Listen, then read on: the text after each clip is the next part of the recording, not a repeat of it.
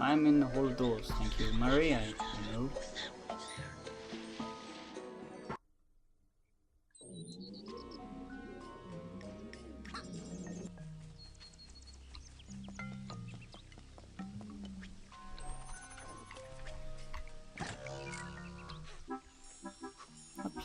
I've played the beginning of this game a lot of times. Although on different, like I said, keep saying, different systems. I played it on PS1 quite a few times because I have a PS1. At the youth club I used to go to, I played it on the N64, and I kept noticing the differences. I think that was like the first time I'd ever like known there to be, you know, different versions of the same game on different platforms. I just assumed that they'd all be the same if they were the same game. Which is why I was always confused when a game like this would come out on like Game Boy Advance or something, and it would be completely different, but it would just have the same name. Like the Harry Potter game, any movie licensed game, they had like one Harry Potter. It came out on like came out on Game Boy Advance, PS1, PS2, Xbox and GameCube all at once. And for the most part they were the same, but there were differences.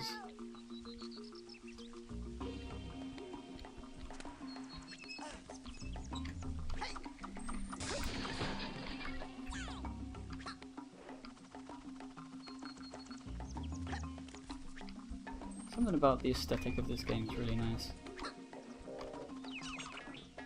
Maybe it's just me, maybe I am just like nostalgic for blocky polygons. Because those were all the games I played, they all had blocky polygons and bright colours and good gameplay and, you know, just nostalgia. But you know, the textures, nowadays you wouldn't be able to get away with a texture like this, but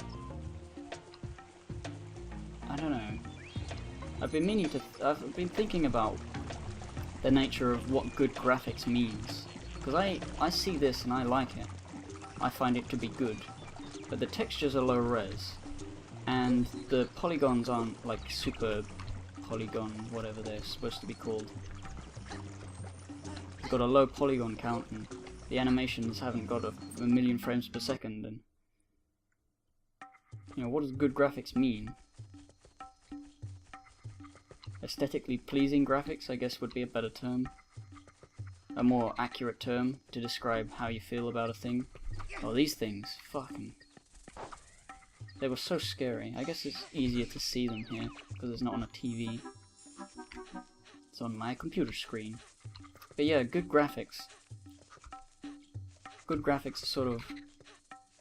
Well yeah, I've been meaning to do like some sort of a review or a theory video on analysis of good graphics in games and what makes good graphics. You know, like a Dr. Wolf style question video.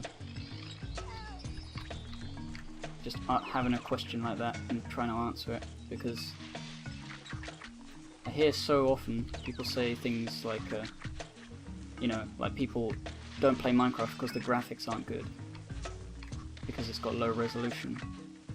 I'm wondering, is that all game graphics are? You know, pixels per square inch, is that all you really care about? Because high res doesn't mean anything if it's like high res of something that's not very appealing to look at. Look at that. You know, the water texture, it's very low res, and it's moving in like a blocky way. But I don't feel like it's bad because it's not realistic, or it's not hyper-realistic. Not because it's an old game and I'm just willing to, you know, accept it. But if they were to update the graphics, you know, it would lose some of its charm if they tried to make it realistic. What am I saying? I think I'm trying to make 5 points of 5 different arguments using the same sentence, and it doesn't make sense. Fun fact, this secret here, not really a secret, but this area isn't in all the versions. It's one of the big differences that I'd noticed. I can't remember what version it isn't in. I think it's not in the PS1 version.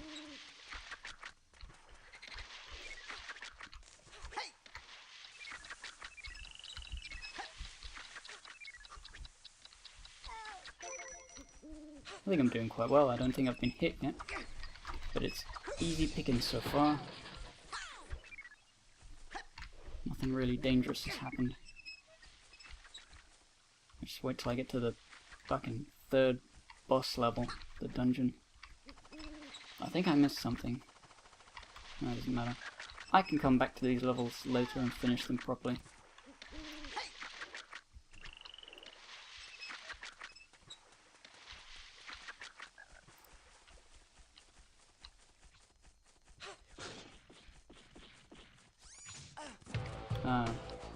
I remember this guy. I remember, in like the context of playing this on a small TV, because widescreen TVs weren't really a thing. Like flat screen, widescreen, you know, the sort of very brightly lit televisions. We still had the old, whatever you call them, types, CRTs, I don't know. And, you know, often we were playing in the lounge, or the dining room rather, and the sun would come in through the window and it would obscure, you know, the vision of the thing. You couldn't see. You couldn't always see the screen.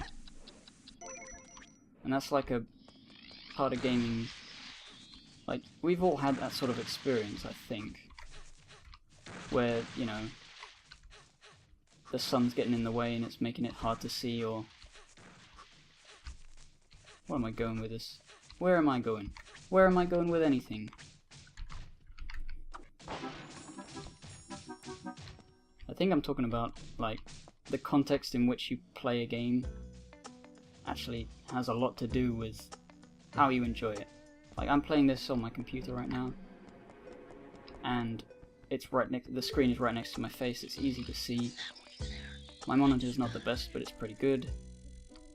You know, there's no other distractions like there was when I was in the youth club, because in the youth club people would be shouting all the time or just making a noise.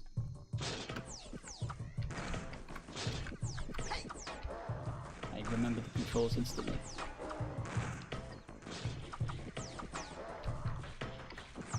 And oh, got hit.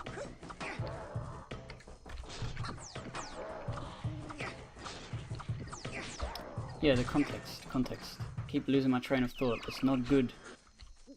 Shouldn't be doing that. Yeah, the context of playing a game changes how you feel about the game. If you play a game in a really uncomfortable setting, the game will feel less good. So, like, if you've had a terrible day and you're trying out a game for the first time and you don't know whether you'd like it, you know. I still don't know what my point is. I think my point is that context matters. That's something I've always, like, believed. Excuse me.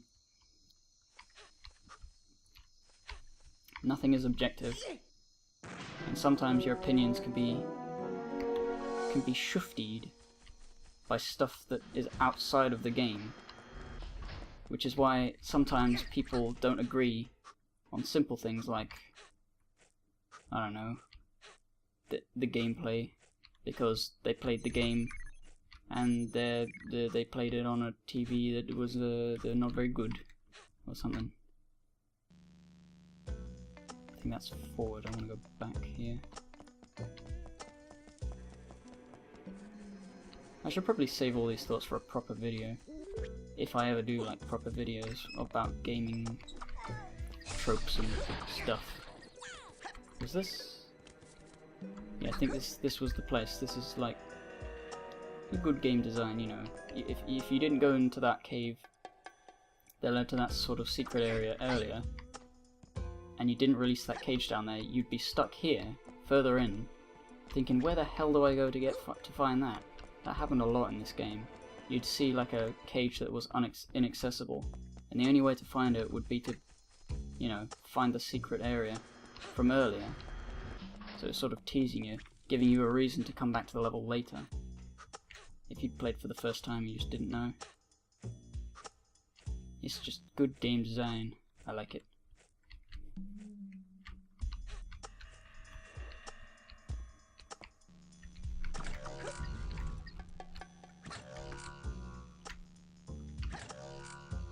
that was good. I thought I was gonna get hit. Wrong button.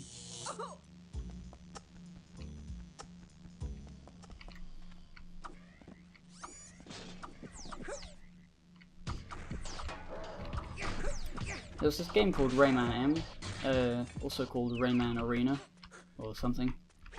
Rayman something or other, multiplayer game based off the Rayman 2 characters, where you could play in racing and battles. Races and battles with Rayman, Razorbeard, Glowbox, the Tinsies, and the pirates from this game. And some other characters that aren't really characters, they're unlockable. And I always loved the pirates, the pirate theme, because I thought he was the coolest thing. I always drew him. I don't know whether I have any of those old drawings. He was like my favorite cool guy character ever.